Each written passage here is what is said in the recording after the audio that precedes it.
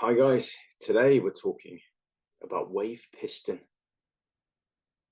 They make wave energy competitive. I'm quite interested in this, but firstly, let's quickly have a look. They wanted to raise 1.3 million and they've actually raised it in one day. That's amazing. I know, actually, sorry, my bad. Scrap that. Hi guys, and welcome back to the videos. In today's video, we're looking at WavePiston. Am I sharing my screen? I am. Let's try it again.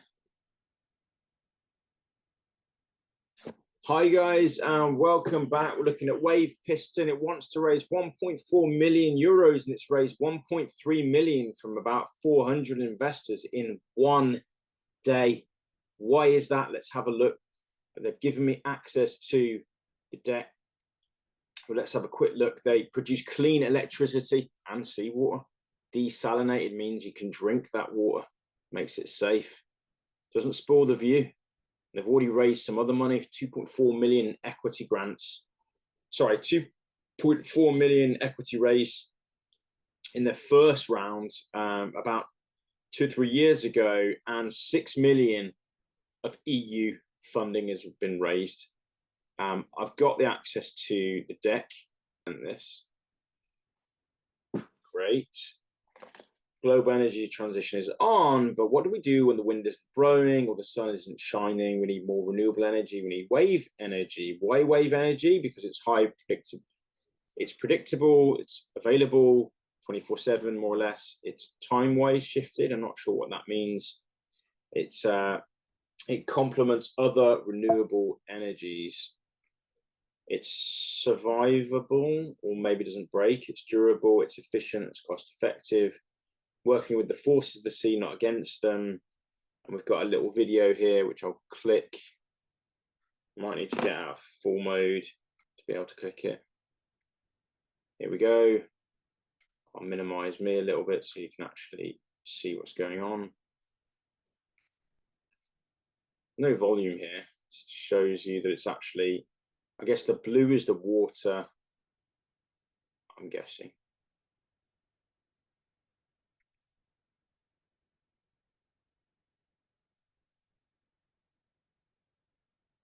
And maybe somehow the water generates electricity. Well, anyway, it looks very good. Let's go back to the deck. Let's put it back into present mode. Let's just look at clean water as well. Low tech, modular, large, scalable, present mode. Here we go. Look at that. Doesn't look that big from that far away, but I guess it is bigger when you're closer to it. Looks like it is kind of offshore, but not what they might call offshore in terms of miles and miles away. It doesn't produce as much, it's not as heavy. So I guess they're saying that weight equals cost, so it's the lowest cost in the sector. I guess that means it's roughly 5 times cheaper than offshore wind. Although the smallest wind farm, it's only 10% cheaper, but for the largest, it's 4 to 5x.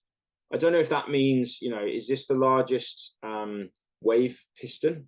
I don't know. If it is, and it's only 10% cheaper, then it works out at 810 tons versus 900, or 190 versus 200. I don't know if this is, I'm not sure. It'd be good for them to quantify that, if it's 10% or 4x. 4 to 5x better. This comes flat pack. It's highly automated. If they fit into these standard containers, and it's simple logistics, means presumably they can ship them out. That is the footprint of wind power, and that is the footprint of WavePiston. So it's less intrusive. The forecast and the price, LCOE. If anyone is in the energy sector and can translate what that means, I don't know what it is. Something per kilowatt hour, but I don't know what LCOE is. I'm guessing that's the cost. Cost of energy, maybe. Anyway, it's going down from 50 cents to kind of 8 to 4. So a vast reduction. Whilst the turnover, their projected turnover is going to go from 50 million in a few years' time to 1 billion in 2035. It's quite a long time frame. You know, it's always nice when a company can, you know, kind of grow that bit faster. Doesn't say what their margins are, but I suppose if you're thinking about long term, you know, it's sometimes nice to think about multi-decade investments, and maybe this is one of those multi-decade investments where if it works out, it'll work out very well, and quite a nice thing to be involved in as well if it brings fresh water to people that find it hard to get fresh water, and brings clean energy as well. If they have 10% margins, they'll make 100 million euros in 2035, which at the time of filming this is 12 years from now. But it means they might be valued at 1 billion or something like that. They're launching Gran Canaria and preparing the commercial phase. They go to market. Their target addressable market is 300 billion a year, and their service addressable market is 20. I'm not even sure what SOM is, but I guess that's the core market they're targeting. Essentially, is 4 billion a year. Even though by 2035, they've just said on the previous slide, they're actually targeting 1 billion euros in 2035 in 12 years. So is this, maybe this is a 20-year deck or a 30-year deck? I don't know. Anyway, step one is islands and remote communities, and then it's utility scale, wave energy farms, energy islands. So then we've got this stat as well, which is related to remote communities. 0.38 euro cents per kilowatt hour is the average price on diesel LCOE, price on diesel generated powers on islands with 1,000 to 100,000 inhabitants. Okay, so we can go back actually. I hope we can go back. Can we go back? There we go. The average is 0.338. By 2027, it looks like they're going to get it to, like, I don't know, what would that be? 25, between 25 and like 6. So it's much, much, much, much, much cheaper than what they're currently getting. So I think islanders are going to snap this up. They're going to be saying, yes, this is perfect. So they're in contact with interested customers and locations around the world already. So they've got the US, they've got the Caribbean. I'm not quite sure which country that is. Is that Chile down there? Not sure.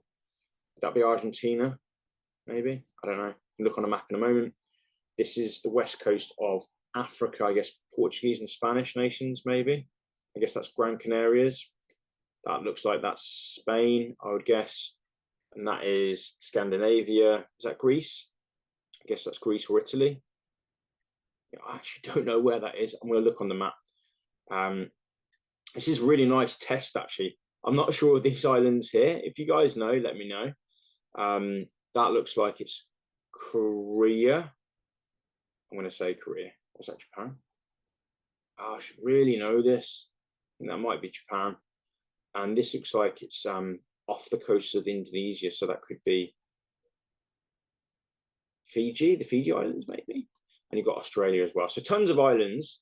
It's a shame they didn't put like flags in the names. I think that would have been helpful, just for someone like me, because I'm not that good at geography, as you can tell.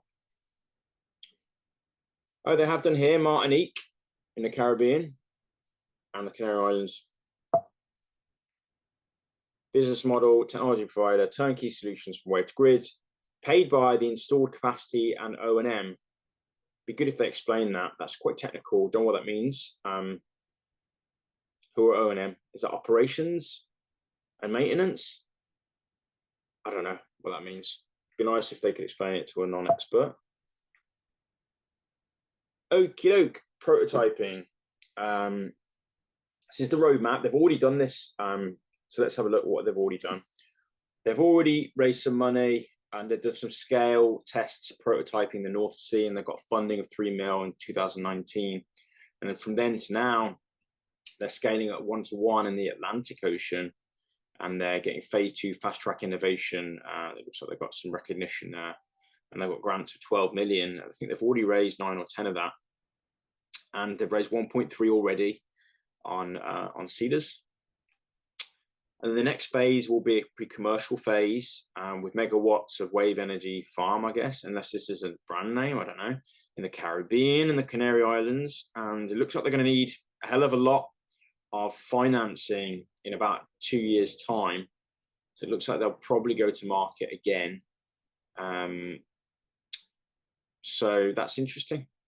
And then they're going to roll out. Doesn't say the date. The industrial rollout could be 2028, could be 2030. So it's quite a long investment, this investment time frame. And this is why they need to, I guess, talk about their timeframes, the exit opportunities. There are potential exits at different points. 2026, where they think they'll have a 200 million valuation, and then somewhere between that, maybe 250 exit to, or 300, and then 750 in 2028. It's interesting they think they're going to have a 750 valuation. I'm just going to go back and interrogate that a little bit. It says 750 in 2028. So they're going to have 50 million of revenue. I mean, what's their profit margin on that? I don't know what the profit margin is. They haven't talked about it. But let's assume it's 20%, 10 million. Are they really going to be valued at 750 million, 10 million in profit? Even if it's, let's say it's 50%. So 50% will be 26 mil of profit. A 30x valuation would value them at around 750. But that's assuming that the market wants to value companies at 30x at that point. Probably would, especially if it was growing at that rate.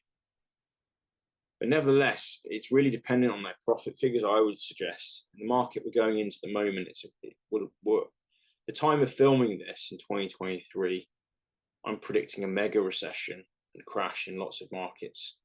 I don't think the angel market is going to be immune to this. So this is the team, experienced team. Got one on maternity. This is what they want to deliver.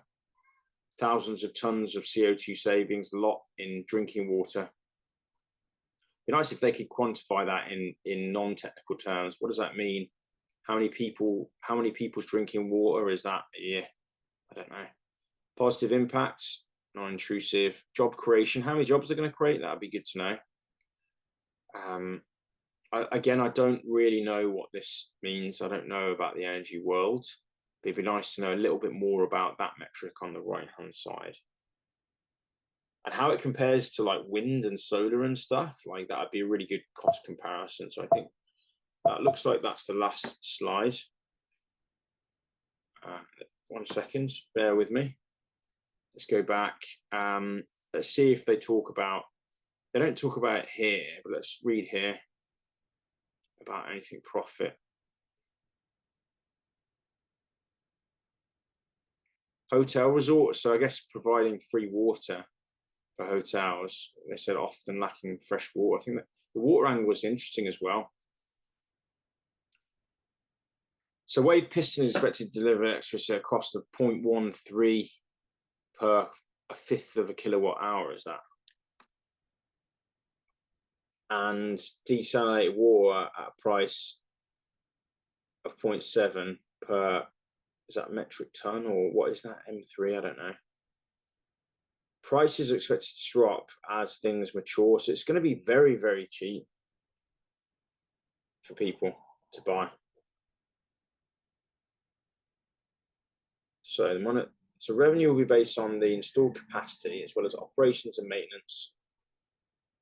They're in the demo stage at the moment where they're testing and demonstrating the full-scale solution in real conditions and looking for commercialization in 2023. There's a two-step go-to-market, islands and hotels and remote coastal places. with small scale systems of 2 megawatts, 20 megawatt. I know about this actually because solar energy's farms are categorized in megawatts, and these aren't small actually. These are actually quite powerful, 2 to 20 megawatts. And if they also produce seawater, that's pretty good. And it will get cheaper and cheaper, so that's good. They expect to close commercial things in 2024 and installations to be. So I think it does take quite a long time. You know, it looks like from agreement 2024 and the installation is like 3 or 4 years later.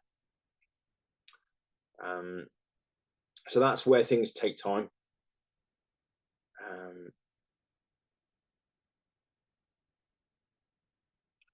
Okay, they haven't talked about profit margin, which I think is the only information that I need to know.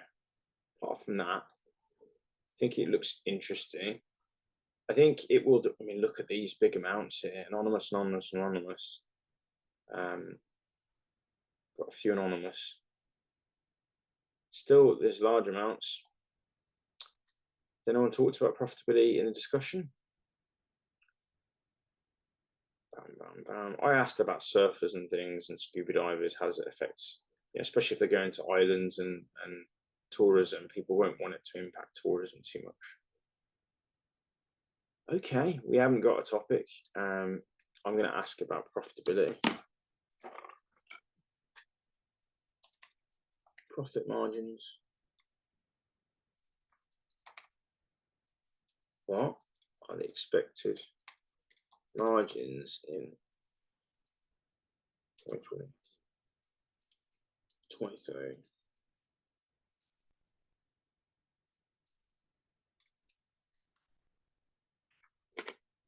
I should probably say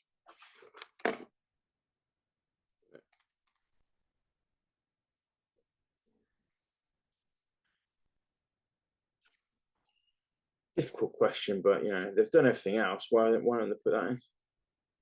Okie dokie.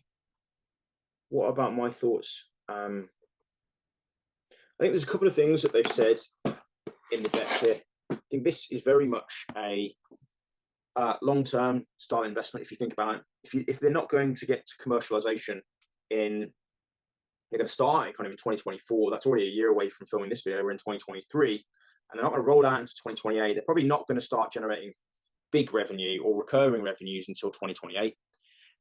It's amazing that they're raising this amount of money and they haven't got any profit figures. They haven't talked about, they haven't split out revenue in terms of recurring revenue or one-off revenue like installation and maintenance and anything like that. There's no real breakdown, financial forecast or anything like that, which is somewhat surprising.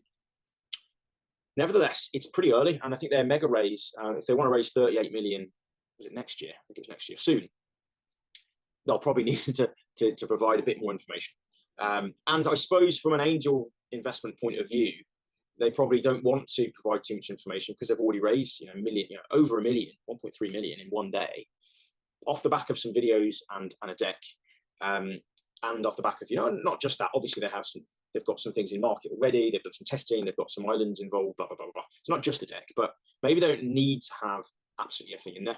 What does this mean for angels? I think it's enough for angels. I think if you're passionate about alternative energy, clean energy, and you don't mind, a long-term investment, we're in 2023, and although it did say in the deck there'll be times to exit, if you want the biggest return, then it's basically a 12-year wait.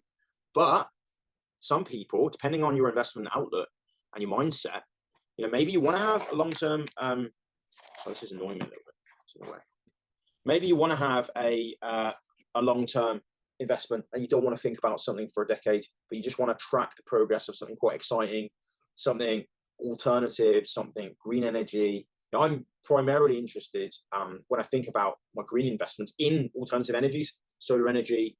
I have thought about waves and thought it's amazing how waves aren't really capturing as much energy as they should. I mean, if you think about one ocean, how much energy is being produced by an ocean all of the time?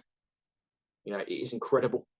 And, in this model, actually, it just showed you one it's only capturing the energy at the highest level. I'm sure there's other ways of capturing even more energy. Nevertheless, the point is, we're not capturing as much energy as, humanity is not capturing the amount of energy it should from different sources, including the sea.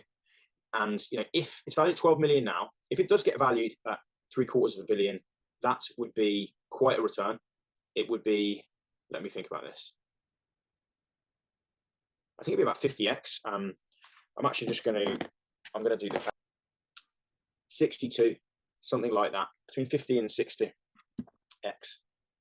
That's a pretty good return. And like I said, I think it's quite interesting that, like, if you put a small percentage, it's not advice, but if one put a small percentage in this, it's quite an interesting technology to have in the background, that that you're backing and supporting. If thousands of people, I don't know, let's just see if like loads of people, I mean, at this point, they're not getting thousands of people investing in this. Instead, they're getting small amounts of people investing quite a lot of, a decent amount. If they had, I don't know, 1,000 people investing £1,000, then you're talking another million. Anyway, I'm rambling now. Am I going to invest in this? I do like this. I do like the sea, obviously. I do like alternative energy. I think they've got a long way to go. I think I might just actually go with a kind of satellite investment, i.e. an investment where a small amount and I can keep tabs on it. They may come back to market in a year's time and it might have doubled or tripled, but there'll be a bit more information. Because these things can take really quite a long time, and they're forecasting 12 years, but it could easily be, could be 15, could be 20. If you've got that time, then that's fine. I do think it could be good. I do think it could be multi-generational investment if you're thinking about that. If you're thinking about, for you in retirement or for your kids, this company could grow quite big and then be bought by a big energy company and could be a 50 bagger or 100 bagger or something. That could do quite well. If you're putting in a substantial amount, some people are putting 400k. I mean, imagine if I don't know how much 400k would be if you times that by 62, but it would be quite a lot, I imagine. 24,800,000 if that person does reap the rewards of a 62 bagger from 400k. Anyway, guys, I hope you've enjoyed this video. I have other playlists on other videos on startups and on the equities markets and stuff on a range of other topics. I hope you like this. If you do, smash the like button, subscribe. Remember that knowledge is power, especially the right kind of knowledge. And progress is everything. I'll see you guys in the next upcoming video. Take care. Cheers.